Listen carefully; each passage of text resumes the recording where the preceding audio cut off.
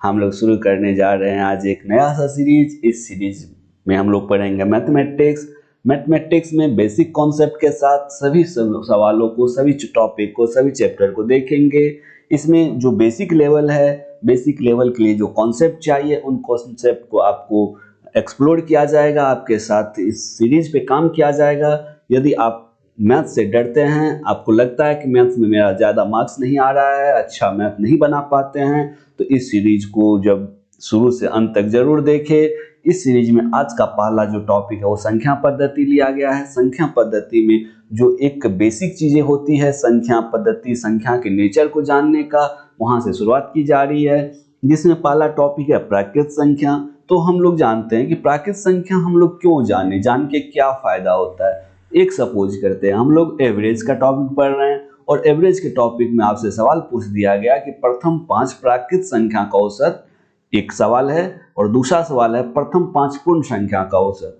तो आपको वहां कॉन्सेप्ट की जरूरत होती है। जैसे प्रथम 5 प्राकृत संख्या का औसत के लिए 1 जोड़, 2 जोड़, 3 जोड़, 4 जोड़ 5, ये प्रथम 5 प्राकृत संख्या है। इसके औसत को ज्ञात करने के लिए बट्टे 5 करते हैं।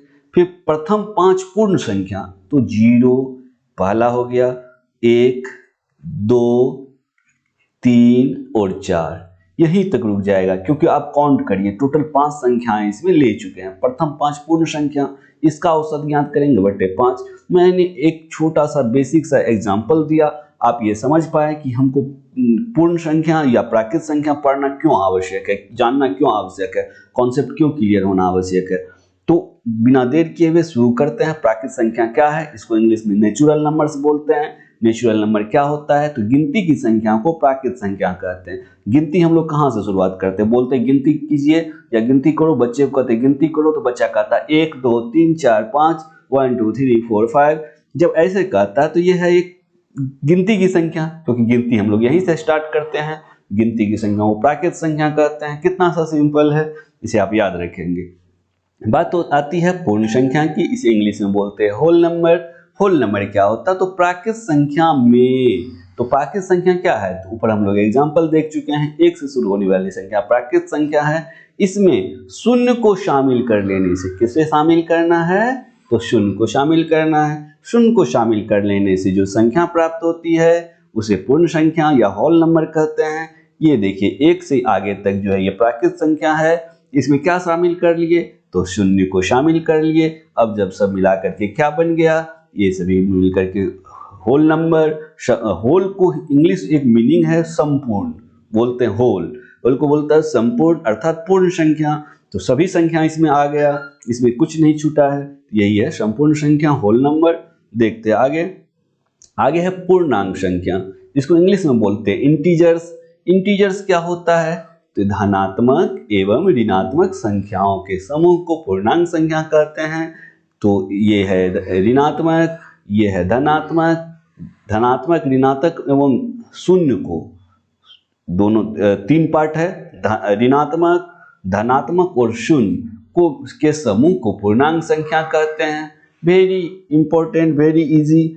तो क्यों इतना आसान है, क्यों ये कॉन्सेप्ट जानना जरूरी है, कि आपको आगे आने वाले सवालों में देखने को मिलेगा कि x to the power n, जहां x एक पूर्णांक है। जब आप पूर्णांक ही नहीं जानेंगे कि ये माइनस भी हो सकता है, प्लस भी हो सकता है, तो आप उस सवाल को कैसे सॉल्व कर सकते हैं। इसीलिए पूर्णांक संख्या जानना अति आवश्यक है। देखते हैं अगला टॉपिक। अगला जो पॉइंट है यह है सम संख्या। कहने के लिए कहा जा सकता है कि ये तो बहुत आसान है, हम लोगों ने बचपन में सीखा था, जब क्लास 3-4 में थे तब सीखे थे। लेकिन ये बात भी सही है, एक रिवीजन के लिए आपको मैथ्स बेसिक से पढ़ाया जा रहा है, इसीलिए इन सभी बातों को, छोटी छोटी बातों को एक बार पुनः रिवीजन करा दिया जा रहा है। सम संख्याएं क्या होता है, सम संख्या इंग्लिश में बोलते हैं इवन नंबर। इवन नंबर वे प्राकृत संख्याएं जो 2 से विभाज्य हो, जो 2 से डिविजिबल हो। 2 से डिविजिबल हो तो वे सम संख्या कहलाती है। 2 4 6 8, ये 2 से पूरा पूरा विभक्त है। आप एक उदाहरण भी देख सकते हैं, 2 से 8 में भागा देना है, 2 चौके 8, तो ये पूरा पूरा कट गया, पूरा पूरा कट जाना अर्थात डिविजिबल है। तो ये सभी सम संख्याएं हैं। सम संख्याएं का जस्ट अपोजिट होता है विषम संख्या। तो विषम संख्या क्या होता है, तो वे सभी संख्याएं जिसमें 2 से भाग नहीं लगता है उसे विषम संख्या कहते हैं। तो जस्ट अपोजिट इसलिए कि वो विभाज्य हो, 2 से विभाज्य होता है वहां, यहाँ पे लगा है नहीं होता हो, तो 2 से नहीं होता है। तो इसमें से कोई भी एग्जांपल ले लीजिए, ये 2 से विभाज्य नहीं है। अब वो देखने के लिए 1 3 7 8 9 क्या ये होगा, ये सम है या विषम है, तो इस चीज को देखने के लिए अंतिम अंक देखते हैं।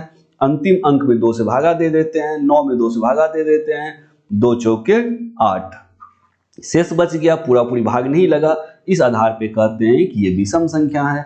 फिर एक सम संख्या का एग्जांपल लेते हैं, 2 6 3 5 7 और 8 क्या ये सम है या विषम है, इस चीज को देखने के लिए अंतिम संख्या देखते हैं। अंतिम है 8, 8 में 2 से भाग देते हैं, 8 में से 2 से जब भाग देते हैं तो 2 चौके 8, ये पूरी तरह से कट जाता है। जब पूरा पूरी कट जाए 2 से, डिविजिबल हो जाए, तो वो सम होता है, अर्थात ये पूरी संख्या सम है। ये सम और विषम को पहचानने का नियम है।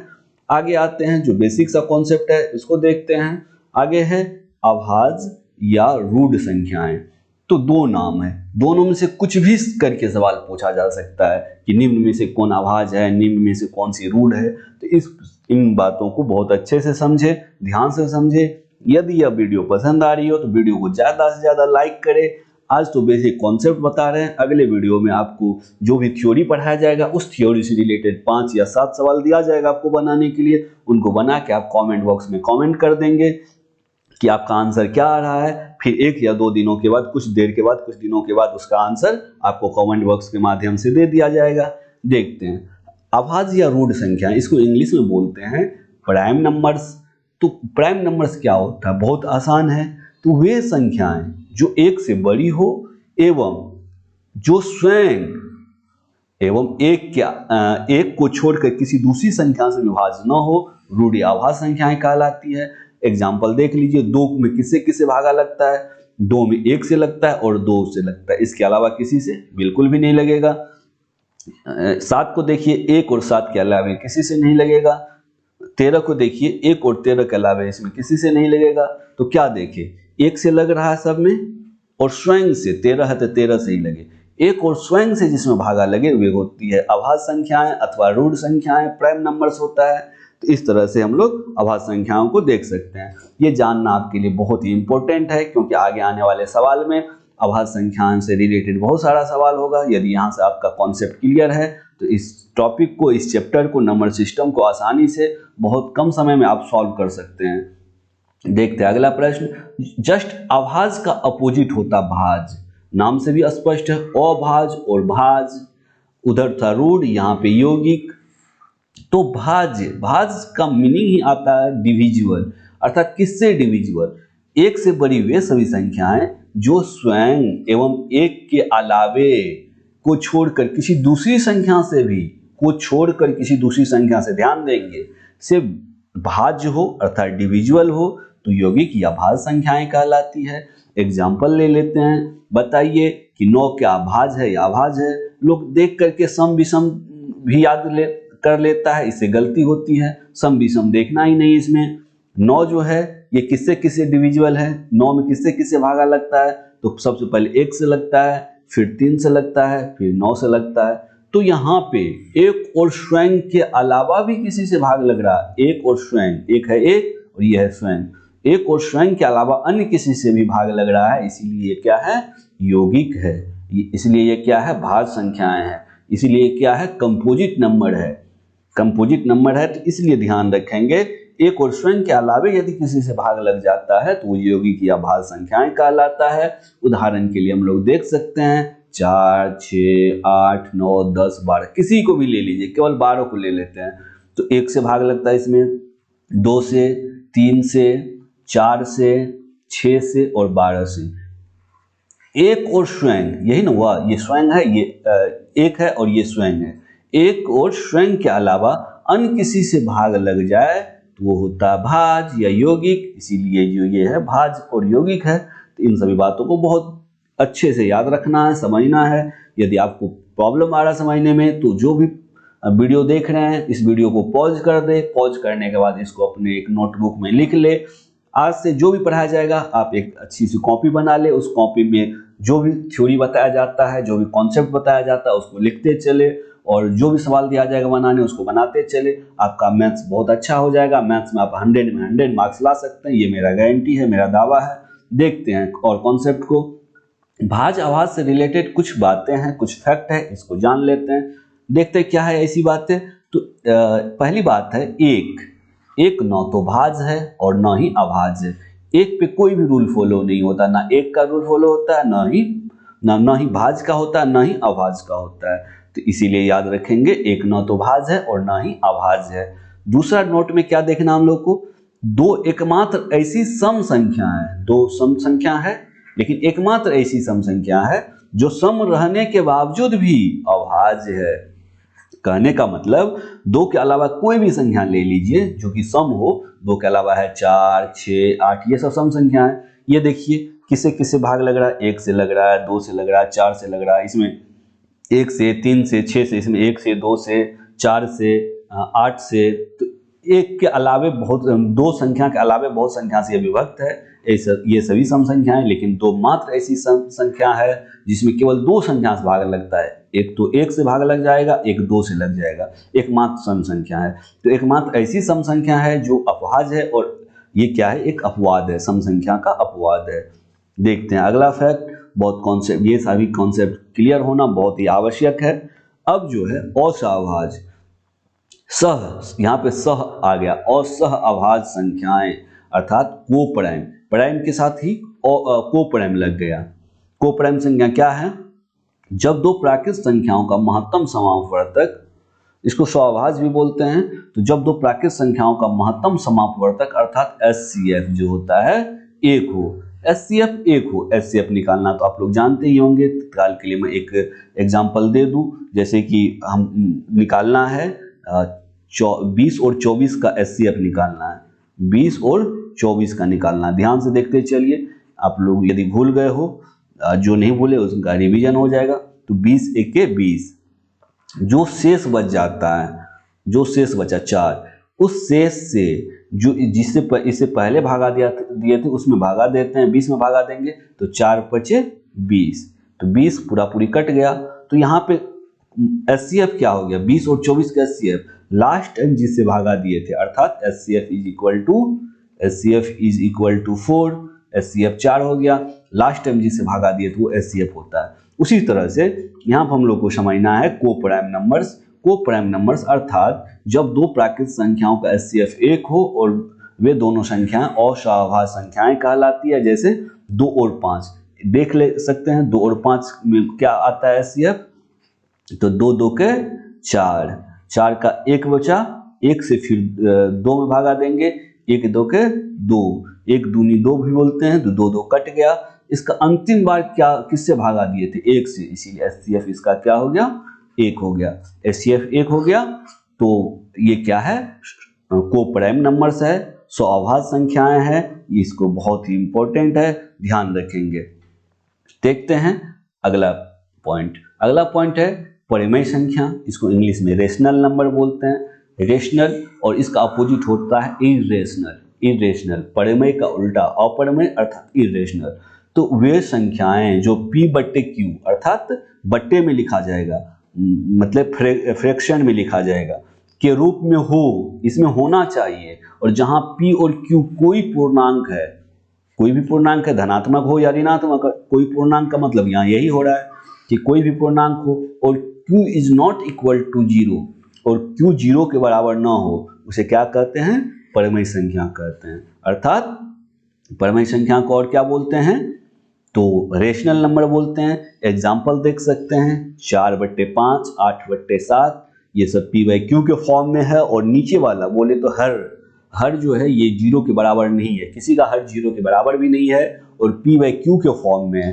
अब आपके दिमाग में आ रहा होगा 2.6 जो है ये p/q के फॉर्म में कहाँ है, तो ये है, आप इसे देख सकते हैं। आप अपना आंख खोलिए और देखिए, दशमलव को हटाएंगे, दशमलव के बदले 1 और दशमलव के बाद कितना अंक है, 1 अंक है, 1 0 अर्थात 26/10। इसको काट देते हैं 2 से, 2 से 13 हो गया, 2 से 5 हो गया, अर्थात 13/5 है।